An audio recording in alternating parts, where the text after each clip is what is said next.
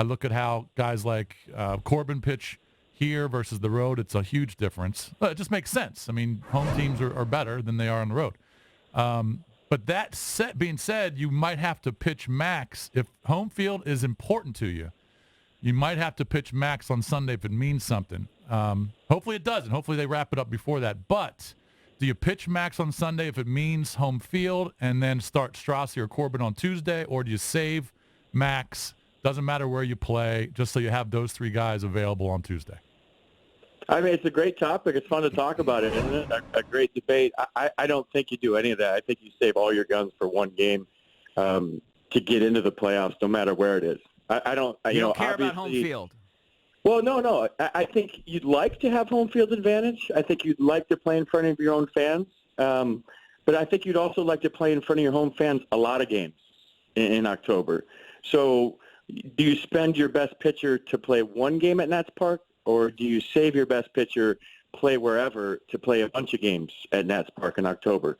And I think you rest your players. Mm-hmm. I think you have all your guns ready. I think you'd like to play at home. But at the end of the day, you have to do whatever you can as an organization, as a team, to win one game. Mm-hmm. Like Chip Hale said, even if it's on the moon. So I think the priority moving forward is you play these games out, you play as well as you can for the last 4 games, and you hope it's at Nats Park, but you definitely don't spend Max Scherzer to have the game at Nats Park. See, Park. I think they have the luxury, though, because their 1B is so close to winning. You know what I mean? Because if let's say they had to pitch Strauss, you're not losing anything.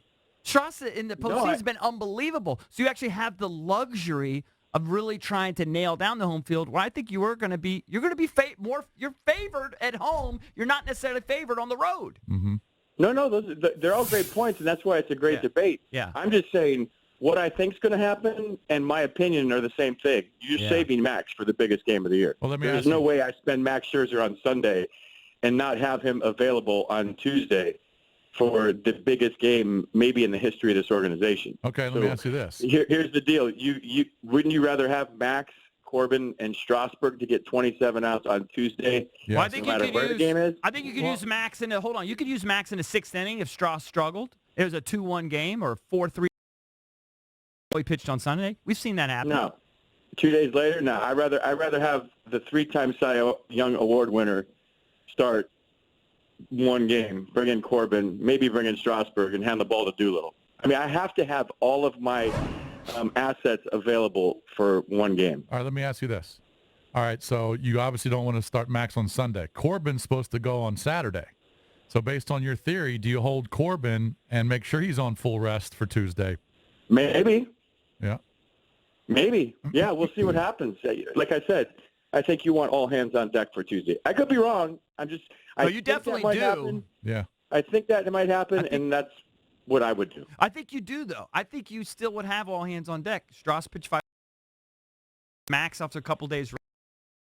You can handle that as well as anybody in the world. He could do it. He's just not going to be as good as he would if he was on full You only rest. need an inning. Yeah, still. I mean, these guys, it's all about routine with these guys. Yeah. But would you take a chance of him being not that good in a one-game scenario? Because I think if this team wins this game, and who knows, I'm not going to sit here and say they are because the Marlins 50-50. could beat them in a wild card game. Right. The Orioles could beat them in a wild card matter, game. yeah. This is how scary this is. Right. It really is. A nightmare. You work all season. You come from 19-31 to play one game. But if they get in, look out, because now, you have Patrick Corbin against the Dodgers and all their left-handers. Right. You have your best bullpen guys in a short series every single game available because of the off days. So now you're looking really good based on, what you've done, the chemistry of this club, the starting rotation, the lineup, the defense. And, the bullpen's been the big question mark all year, but all of a sudden you narrow that bullpen down to the guys that have been really performing out there, and anything can happen in a 5-game series. We've seen that here in D.C. with one of the best records in the National League and winning the division. That route didn't work for the Nationals. So now you're going a different route, and all the pressure in the world is on the Dodgers.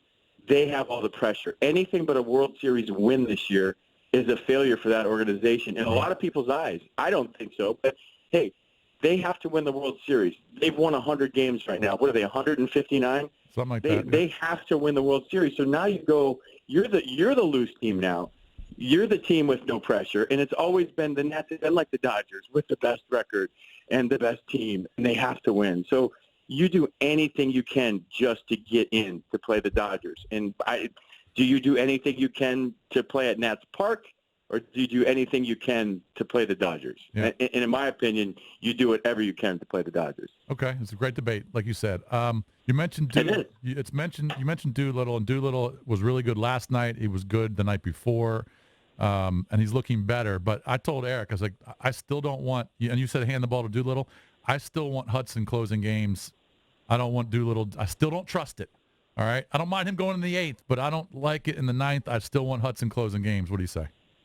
Well, I think that would have been a great argument until last night. I saw the old Sean Doolittle last night. I saw fastballs up and guys swinging and missing. I saw a little extra pep in his step between pitches. The body language on the mound was different last night. The mechanics were different. He didn't do the toe tap. So he had 95 up in the zone. And I always read swings when I see him. I say it all the time on the broadcast. One, look at the radar gun. I look at how guys are reacting to his fastball. Does it have carry on it?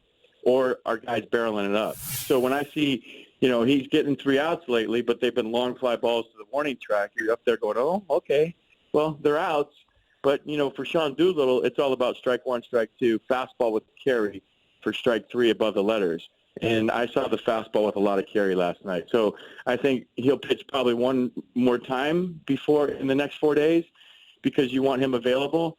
But I also think that Daniel Hudson's been nails. So that's another good argument, right? The 2 saves yesterday. But I like what everybody's saying. Like, I think Daniel Hudson said Sean Doolittle's got to be our closer. Sean Doolittle saying Daniel Hudson's got to be our closer. So they're saying all the right things. And I think maybe we shouldn't all get title about, wouldn't you like Sean Doolittle in the 8th inning if it's Cody Bellinger and Corey Seager and Max Muncy and these tough lefties coming up, and then Daniel Hudson in the 9th, or vice versa. So I just think you get outs right now, and I don't think anybody cares what the title is.